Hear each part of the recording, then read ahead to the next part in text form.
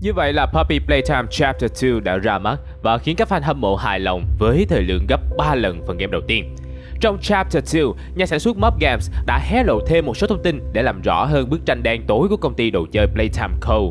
Có thể nói nếu phần 1 vẫn hấp dẫn dù có thời lượng quá ngắn, khiến người chơi hụt hẫng, thậm chí mỉa mai đó là bản demo có thu phí, thì chương 2 lại chứa đựng quá nhiều thông tin hấp dẫn khiến người chơi tha hồ đưa ra đủ loại phân tích và giả thuyết về các nhân vật trong trò chơi. Trước đây, người ta từng đặt ra nhiều câu hỏi xung quanh bản chất thực sự của Puppy, sự cố khiến các nhân viên Playtime Co. đột ngột mất tích, hay việc sống chết của Huggy Wuggy sau cú rơi tự do. Tất cả những vấn đề chưa có lời giải ấy đã trở thành nền tảng vững chắc để những thông tin được hé lộ trong phần 2 trở nên cực kỳ hấp dẫn. Vậy rốt cuộc Puppy Playtime Chapter 2 có giải quyết được những nghi vấn trong phần trước hay không? Đáp án là có và không. Chúng ta cuối cùng cũng biết Playtime Co. được thành lập vì mục đích gì và câu chuyện rùng rợn đằng sau nhà sáng lập của nó. Tuy nhiên, Puppy xấu hay tốt vẫn chưa có đáp án, đặc biệt là cú phản phé của nó vào phút chót của trò chơi. Rồi cái bàn tay bằng kim loại nhọn hoắt kia lại là một phần của thứ quái vật gì? Có những game thủ đã cố hack vào trò chơi để xem phần còn lại của bàn tay máy, nhưng do nhà sản xuất giếm hàng quá kỹ, họ chỉ đành thất vọng mà chờ lời giải đáp trong Chapter 3. Thôi thì, chuyện tương lai cứ để tương lai giải quyết, hoặc để thêm một đống câu hỏi nữa. Hiện tại, nếu đã trải qua phần tóm lược cốt truyện của Puppy Playtime Chapter 2 trong video trước, thì đây sẽ là lúc ăn bánh uống trà rung đùi ngồi nghe bình luận về những chi tiết đã được bổ sung và làm rõ dựa trên thông tin mà Puppy Playtime Chapter 2 cung cấp nha. Tham gia ngay đi chờ chi! 300 DGX trị giá hơn 25.000 USD sẽ dành cho 300 người may mắn khi tham gia sự kiện Giveaway NFT được tổ chức bởi DigiBounce và Mob Game. Chương trình sẽ diễn ra từ ngày 30 tháng 4 năm 2022. Hãy nhanh tay tham gia ngay để trở thành một trong những người may mắn nhất nha! Thông tin chi tiết được cập nhật ở fanpage Mob Game Channel. Các bạn có thể truy cập bằng đường link được đặt ở dưới phần bình luận. Công ty Playtime đã đen lại càng đen hơn. Trong Chapter 1, chúng ta chỉ biết một số thông tin về chuyện nội bộ của Playtime và cuốn băng cuối cùng hé lộ về một thí nghiệm khủng khiếp của họ với mẫu vật số 1006 khi nó nổi loạn. Đến Puppy Playtime Chapter 2 lại có thêm thông tin được tiết lộ về những thí nghiệm này cùng với một chút đời tư của nhà sáng lập Elliot Ludwig. Theo cuốn băng video tìm thấy trong văn phòng, Elliot Ludwig là một trong những nhà sáng lập của công ty đồ chơi Playtime Co. từ những năm 1930. Về mặt chuyên môn thì Elliot là một nhà quản lý tài năng, lại năng động trong công việc. Tuy nhiên đời tư lại không suôn sẻ khi đã ly hôn, sau đó lại chịu cú sốc mất đi người thân trong gia đình. Chưa rõ đó là ai, nhưng cứ nhìn cái cách Elliot trút hết công sức vào hãng đồ chơi thì rất có thể đó là con của ông ta. Khi vùi đầu vào việc nghiên cứu, Elliot đã tạo ra nhiều món đồ chơi cực hot giúp cho công ty trở nên lớn mạnh hơn bao giờ hết. Playtime Co. đã tạo ra bước đột phá vào những năm 1950 để vượt xa các đối thủ khác khi cho ra đời búp bê Puppy có thể trả lời câu hỏi của chủ nhân như người thật.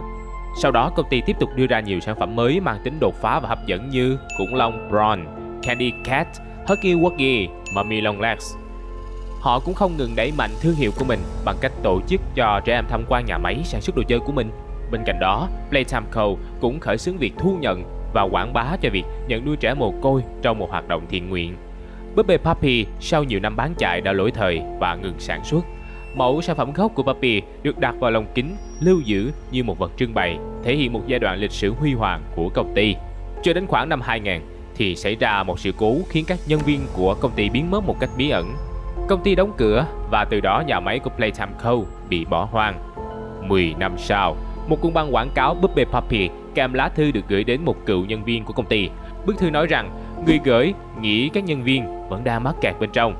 Hãy đi tìm bông hoa anh túc, tức hoa Puppy, để biết sự thật. Bức thư này đã khiến người nhân viên cũ quay lại nhà máy bỏ hoang và bắt đầu cuộc phiêu lưu của mình ở Chapter 1. Đó là những gì xảy ra bên ngoài và có thể xem như là phần sáng sủa nhất của Playtime Co. Nhưng điều ẩn giấu trong bóng tối là gì? Đó là những sự thật khủng khiếp và kinh tởm mà các tài liệu dần hé lộ trong Puppy Playtime Chapter 2. Cuối Chapter 1, chúng ta đã nghe cuộn băng về thí nghiệm 1006 bị xổng ra và đang làm loạn. Tuy nhiên đây chỉ là một phần nhỏ trong những thứ mà Playtime Co. đang nghiên cứu. Dưới sự chỉ huy của Elliot Ludwig, công ty Playtime đã thuê một đội ngũ hùng hậu với nhiều nhà khoa học để tiến hành các thí nghiệm. họ che đậy bên ngoài là thí nghiệm để phát triển sản phẩm đồ chơi mới, nhưng đó chỉ là lớp vỏ ngụy trang cho những thí nghiệm phi pháp, dã man và đen tối. Ngay trên bàn làm việc của Elliot là bản báo cáo thí nghiệm giết chết con chuột bạch rồi ngâm xác nó vào dung dịch hóa chất có chứa chiết xuất từ hoa anh túc để hồi sinh. Dù thí nghiệm thất bại, nhưng báo cáo không loại trừ khả năng về một cơ thể sinh học lớn hơn để tăng khả năng thành công. Điều này cho thấy Elliot đang thí nghiệm phương pháp giúp hồi sinh người chết, và hồi sinh ai thì bạn biết rồi đó. Theo lệ cũ của các game kinh dị, cứ thí nghiệm làm người chết sống lại thì kiểu gì kết quả cũng là chạy ngay đi trước khi mọi thứ tồi tệ hơn. Kết quả cho việc sử dụng các vật chủ lớn hơn có thể là tiền đề cho sự ra đời của những món đồ chơi có trí tuệ độc lập như mẫu 1006, Puppy, Huggy Wuggy và cả Mummy Longlegs. Ngay cả kế hoạch nhận nuôi trẻ mồ côi của Playtime Co. cũng nhuốm màu tà ác. Như bức tranh ở đại sảnh khu Game Station cho thấy một trường trẻ em vui chơi bên dưới, nhưng ở các hành lang trên cao là một đội nghiên cứu đang ghi chép rất tỉ mỉ. Nó cho thấy Playtime Co. đã sử dụng những đứa trẻ mồ côi trong chương trình từ thiện để làm vật thí nghiệm. Bọn trẻ đang chơi đùa vui vẻ bên dưới không phải khách hàng mà là trẻ mồ côi bị dùng như chuột bạch. Quả thật, một câu đôi chuyện, công ty Playtime tính toán không bỏ sót chỗ nào cả, vừa có tiếng vừa có miếng, ngại gì không làm. Cả 3 trò chơi trong khu Game Station đều được cố tình thiết kế để trở thành bài kiểm tra năng lực, và căn phòng mà Mummy Longlegs đứng theo dõi nhân vật chính cũng là nơi các nhà nghiên cứu quan sát đánh giá từng đứa trẻ. Nó giống như một bài test tuyển chọn vật chủ được khéo léo ẩn giấu dưới dạng trò chơi cho trẻ em. Trò chơi Musical Memory thử thách khả năng ghi nhớ, Whack a Wuggy thử thách khả năng phản xạ, Statues thử thách khả năng xử lý tình huống. Đứa trẻ đạt được điểm cao trong cả 3 trò chơi, đồng nghĩa là nó đủ tiêu chuẩn để trở thành vật thí nghiệm. Mặt khác, công ty cũng ra sức bưng bít mọi thông tin về các cuộc thí nghiệm trong căn hầm sâu bên dưới khu nhà máy. Các cuộn băng video tìm thấy trong cả 2 chapter đều thể hiện điều đó. Từ một nhân viên liên tục ý kiến về mức độ nguy hiểm của các món đồ chơi, rồi bị điều xuống kho làm việc, cho đến báo cáo ghi nhận hiện tượng lạ về con búp bê khổng lồ biết chuyển động bị phớt lờ bằng một cuộc điều tra qua loa. Thậm chí công ty Playtime còn mạnh tay chi tiền bịt miệng lên đến 100.000 USD cho các nhân viên cao cấp để họ giữ bí mật về những thứ đang xảy ra trong phòng nghiên cứu dưới lòng đất. Những gì thể hiện trong suốt 2 chapter cho chúng ta thấy một biến cố gì đó đã xảy ra trong khu thí nghiệm khiến các nhân viên đang làm việc tại đây biến mất một cách bí ẩn. Sau khi bị bỏ hoang, nơi đây trở thành thiên đường cho những mẫu vật có trí tuệ độc lập như Huggy Wuggy, Kissy Missy, Mummy Longlegs tung hoành. Thậm chí có thể còn nhiều mẫu thí nghiệm khác đang lang thang trong khu vực nhà máy cũ, và cánh tay kim loại sắc nhọn kia là thứ gây tò mò nhất. Không có bất kỳ thông tin nào, cũng không có gợi ý nào hữu ích, chỉ biết nó có vẻ là lão đại của nhà máy, và đó có thể là thứ gì hay là ai. Puppy và cú quay xe khó lường cuối game. Cho đến cuối Chapter 1, hầu hết game thủ ưa thích thuyết âm mưu vẫn khăng khăng rằng Puppy chính là trùm cuối và Huggy Wuggy đang canh gác không cho kẻ khác tiếp xúc với cô bé búp bê này. Ngoài việc quá bí ẩn và khó đoán, thì một số chi tiết tương đồng với búp bê bị nguyền rủa Annabelle như bị nhốt trong lồng kính, nhân vật trung tâm của lá thư, càng khiến niềm tin Puppy là kẻ xấu tăng cao. Còn nhớ đoạn băng Puppy Playtime Maintenance VHS chứ? Ai xem đoạn băng đó xong mà không có bất kỳ sự nghi ngại gì với con búp bê bên này thì chỉ có thể nói người đó thần kinh quá ổn định. Tuy nhiên, sang đến Puppy Playtime Chapter 2 thì mọi thứ trở nên phức tạp hơn nhiều. Puppy sau khi được giải thoát đã bất ngờ nói và hành động như một con người độc lập chứ không phải là một món đồ chơi nữa. Nó ngỏ ý hợp tác cùng nhân vật chính, tìm đường thoát vì bản thân nó cũng bị nhốt trong tủ kính quá lâu rồi. Từ điều này kết hợp cùng với dữ liệu về các cuộc thí nghiệm bên trong Playtime Co. cho thấy khả năng cao Puppy là kẻ vô can bị dính vào thảm họa một cách vô tình. Có thể khi thảm họa xảy ra thì nó đã bị phong tỏa trong tủ kính từ trước. Tiếp theo, khi dấn thân vào hành trình chống lại Mummy Longlegs để giải cứu Puppy, càng khiến người chơi có thêm một niềm tin nho nhỏ rằng đây sẽ là một đồng minh chứ không phải là một kẻ thù. Tuy vậy, cho đến cảnh cuối, mọi thứ lại quay xe theo cách bất ngờ nhất. Puppy lúc này thổ lộ rằng trong thời gian bị nhốt, nó đã suy nghĩ rất nhiều và muốn sửa chữa những sai lầm xảy ra trong nhà máy. Sau khi quan sát cuộc đuổi bắt giữa nhân vật chính và Mummy, nó nhận ra đây chính là kẻ đủ năng lực để hành động giúp nó thực hiện kế hoạch. Do đó, thay vì điều khiển đường ray để chiếc xe lửa chở nhân vật chính thoát ra ngoài, nó lại đổi hướng khiến cho chiếc tàu hỏa đi xuống càng lúc càng sâu. Phân tích độ dốc cùng tốc độ bàn thờ của chiếc xe lửa có thể thấy khu vực này nằm sâu dưới lòng đất và có vẻ như là một trong các khu nghiên cứu bí mật của Playtime Co. Tuy nhiên, tấm bảng có chữ Playcare vẫn chưa tiết lộ quá nhiều manh mối về khu vực này. Với cơ bản, Playcare là danh từ dùng để chỉ khu vực trông trẻ để phụ huynh rảnh tay hay ăn uống. Vậy, nhân vật chính sẽ phải đối mặt với những đứa trẻ nào ở đó?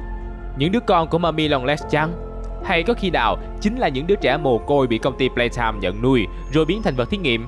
Điều này thật khó suy đoán vì quá thiếu thốn thông tin. Có lẽ phải chờ xem Mob Game có xì thêm thông tin gì từ đây tới lúc phát hành Chapter 3 thì mới tiếp tục bàn luận được.